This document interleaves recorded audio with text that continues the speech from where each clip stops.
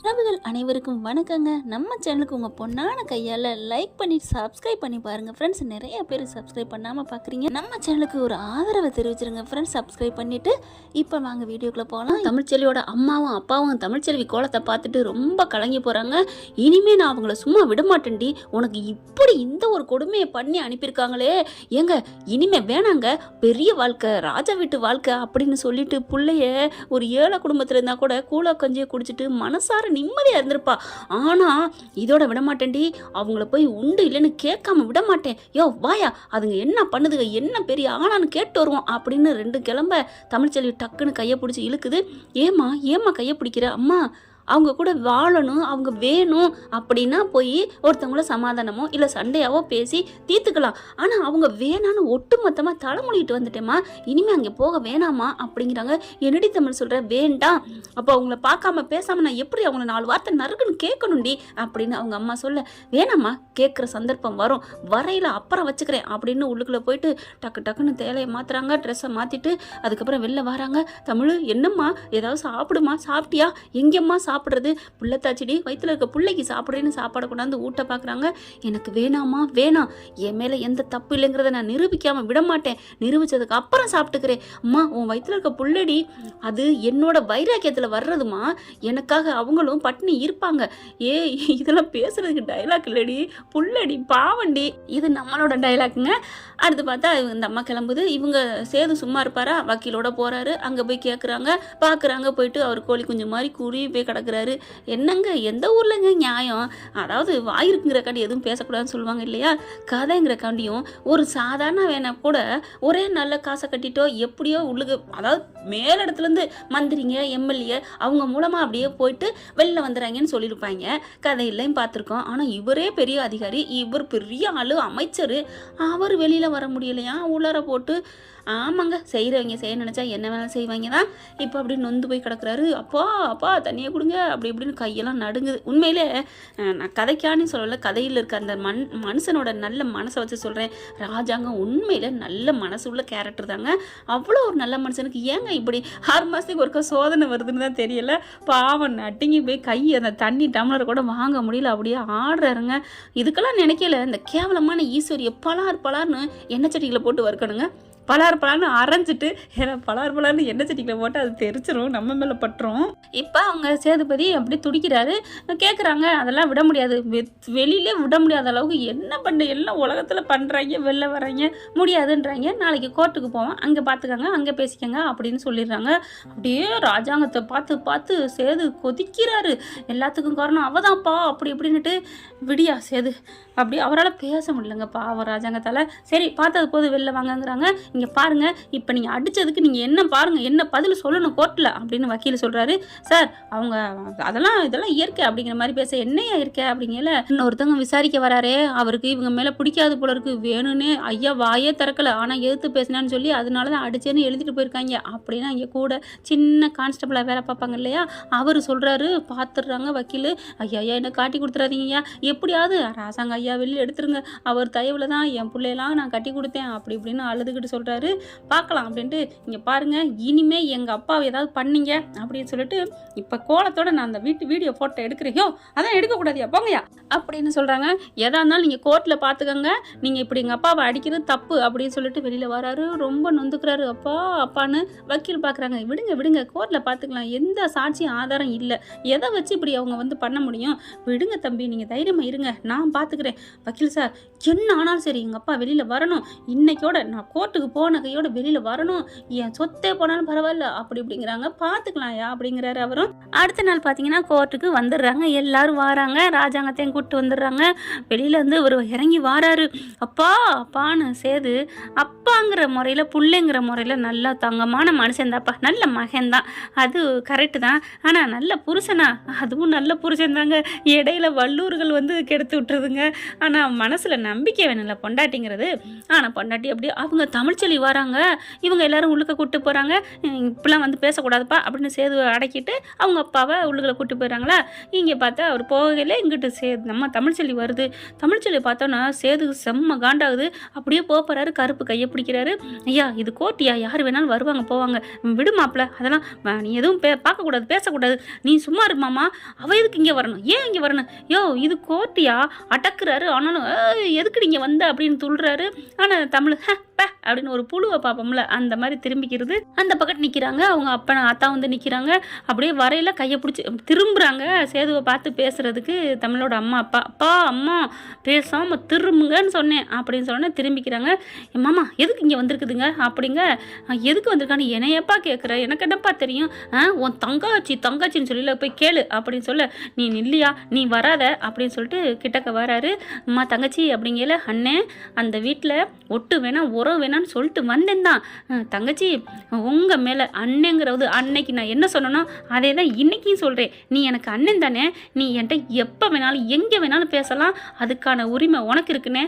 ஆனால் அவன் கூட இருக்கையில் இங்கே வந்து இல்லை அவனுக்காக ஏதோ வந்து இங்கே வந்து கேட்கணும்னா வேண்டானே, நான் உன்னை என் அம்மா வயிற்றில் பிறந்த அண்ணனை நினைக்கிறேன், போயிருந்தேன் அப்படிங்கிறாங்க. அவரால் ஒன்றுமே பேச முடியல. இல்லைம்மா நீ எதுக்கு இங்கே வந்திருக்க, புள்ளத்தாச்சி அலையக்கூடாதுன்னு அதை சொல்லத்தாம்மா வந்தேன், அவன் கேட்க சொன்ன கேள்வியை கேட்க வரலம்மா அப்படின்னோடனே, நானா என் மேலே பட்டிருக்கே கரை அதை தொடக்கிறதுக்காக வந்திருக்கேனே, நீ போனேன், நீ போ, நீ பேசணும்னா தனியாக என் கூட பேசினேன், ஃபோனில் பேசினேன், வேணான்னு. சரிம்மா ஒன்று நான் நம்புகிறேம்மா அப்படிங்கிறாரு. நீ நம்பினது கூட கட்டின புருஷன் என் கூட வாழ்ந்தவன், ஒன்னா படுத்து ஒன்னா வாழ்ந்தவன், அவன் என்ன நம்பலேன்னு நீ போனேன் அப்படிங்கிறாங்க. உண்மையிலே தமிழை நினைச்சா பாவம் தான் இருக்கு. கருப்பாங்கிட்டு போயிடுறாரு. என்னவா அவன் எதுக்கு வந்திருக்கா அப்படின்னு கேட்க, ஒன்றும் இல்லை சேது, அவள் ஏதோ அவன் மேலே பட்டதை துடைக்கிறதுக்கு வந்திருக்கலாம். என்ன பட்டதை, அவளே தானே அள்ளி போட்டுக்கிட்டா அவளுக்கு அப்படின்னு மறுபடி போக. சேது இது கோர்ட்டு, பேசாமல் இரியா அப்படின்னு அடக்கிக்கிறாங்க. அந்த கும்பல் பூரா வந்து இறங்குதுங்க. எல்லாம் ஐயோ சேது நீ என்னப்பா நீ முன்னாடியே வந்துட்டியா அப்படி இப்படிங்கிறாங்க. அப்பா பார்த்தியா அதான் அப்பா உள்ளுக்கு கூப்பிட்டு போயிருக்காங்க அப்படி இப்படின்னு சொல்ல பார்க்குறாங்க. கொஞ்சம் முன்னாடி வந்து மாமா பார்த்துருக்கலாமேன்னு நினச்சிட்டு இருக்கு தமிழ்ச்செல்வி. ஆனால் பார்க்குறாங்க. அடியே அப்படின்னு ஈஸ்வரி வேகமாக வர, அப்போ கருப்பு தடுக்கிறாரு. வேணாம் அங்கெல்லாம் போகக்கூடாது, சண்டை போட்டுறாதீங்க, பாவி என் அண்ணன் என் குழந்தைனாரு என் மாமா எப்படி இருந்த வாழ்ந்தவர் இப்படி பண்ணிட்டியாடி அம்மா, ஓவர் ஆக்டிங். அவங்க அண்ணன் பொண்ணு இப்படி பார்க்குது. பரவாயில்ல சித்ரா, அவங்க அம்மா பேசாமல் சினிமாவுக்கு நடிக்க போயிடலாம், ஆக்சன் கட்டிங் அப்படின்னு எதுவும் சொல்லாமலே தூள் பழக்குதே அப்படிங்கிறாங்க. எங்கள் அம்மாவா கொக்கா அப்படிங்குது. நீ மட்டும் என்ன, நீனும் வேற லெவல் தான், எங்கள் அம்மாவோட ரத்தம் நிரூபிக்கிறீல்ல அப்படின்னு அப்படின்னு அதுக பெருமை பீத்திக்குதுங்க.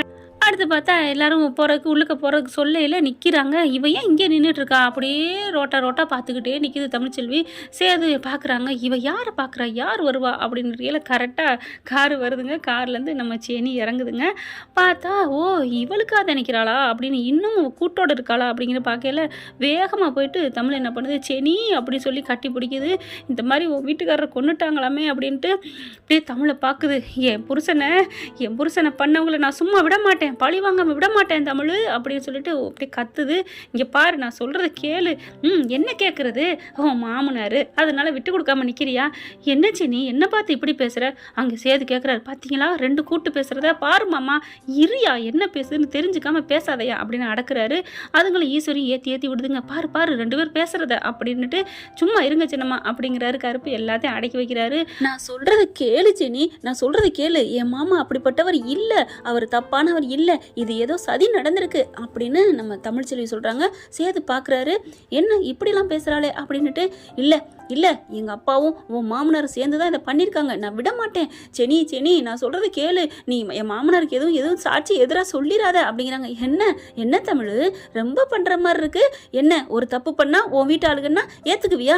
ஐயோ நான் ஒரு தப்பு பண்ணலைங்கிறக்காக நான் உன்கிட்ட பேசுகிறேன், இல்லைன்னா நான் என் வீட்டு ஆளுங்கன்னு நான் பேசலை தமிழ். பாரு செனின்னு தமிழ் எவ்வளோ கெஞ்சுறாங்க. ஆனால் பார்த்தா என்னை விடு, நான் உன்னை ஃப்ரெண்டுன்னு சொல்லவே எனக்கு இதாக இருக்குது, தள்ளிக்கோ அப்படின்னு சொல்லிட்டு வேகமாக போக அப்படியே சேது பார்க்குறாரு. நான் சும்மா விட மாட்டேன், என் புருஷனை அழிச்ச உங்கள் அப்பனை என் அப்பனை நான் இந்த உலகத்தில் இருக்க விட மாட்டேன். யார் நினச்சியே, நான் ஜெனிடா அப்படின்ட்டு போகுது. எல்லாரும் நான் விஜயாடா, நான் ஜெனிடா அப்படின்னா என்னங்க அர்த்தம்? எல்லாரும் அவங்க பேரை சொன்னால் அதுதானே. பார்த்தா உள்ளுக்க போகிறாங்க. ஏய் என்னடி என்ன ஒன்று அப்படின்னு போட்டா அப்படிங்கிற மாதிரி திரும்புகிறாங்க. வாயால் சொல்லலைங்க, அவ்வளோதாங்க. வாயா நீ வா வச்சுக்கோ அவளை அப்படின்னு எல்லாரும் கோர்ட்டுக்குள்ளே போகிறாங்க.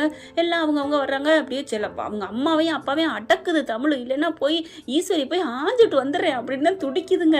வேணான்னு அடக்கி வைக்கிறாங்க தமிழ்ச்செல்வி. உள்ளுக்குள்ள கோர்ட்டுக்குள்ளேயும் போயிடுறாங்க. எல்லாரும் ஜட்ஜெல்லாம் வந்துடுறாங்க, விசாரிக்கிறாங்க. இங்கே பாருங்க என் கட்சிக்காரர் எப்படி போட்டு அடிச்சு வச்சிருக்காங்கன்னு ராஜாங்கத்தோட வக்கீல் சொல்றாங்க. இல்லைங்க அவர் ரொம்ப பேசினாருங்க அப்படி இப்படின்னு பொய்ய புழுகிறதுன்னு தெரியாதா இவங்களுக்கு. பார்த்தா இல்லை நான் எதுவுமே பண்ணலை அப்படிங்கிறாங்க. இல்லைங்க நான் எம்எல்ஏ, நான் எவ்வளோ பெரிய ஆள், என்னிட்டே நீ அடிப்பியான்னு சொல்லிட்டு எங்களை அடிக்கிறாருங்க அப்படிங்கிறாங்க. அப்படி சொன்னோன்னா நீதிபதி என்னங்க அமைச்சராக இருந்துட்டு இப்படிலாம் பண்ணலாமா அப்படிங்கிறாங்க. ஐயா நான் சொல்கிறது சத்தியமான உண்மை, நான் எதுவுமே சொல்லலை, நான் எதுவும் பண்ணலைங்கிற தவிர நான் ஒன்றுமே பண்ணலை அப்படிங்கிறாங்க. பொய் சொல்கிறாரு இவரானார், பொய் சொல்கிறாரு அப்படிங்கிறாங்க. அப்படின்னா விசாரணைக்கு அப்போ ஒரு கேமரா வச்சுக்க முடியாதானே அப்படிங்கிறாங்க. இதுவும் நல்லது, இனிமேல் எந்த இது விசாரித்தாலும் சரி நீங்கள் வீடியோ வந்து பதிவு பண்ணிட்டே தான் எடுக்கணும் அப்படிங்கிறாங்க நீதிபதி. இதை முன்னாடியே சொல்லியிருக்கணும், இப்போ சொல்லி என்ன அர்த்தம், அட்டிங்க என்னாச்சு தோலை உரிச்சு விட்டாங்க.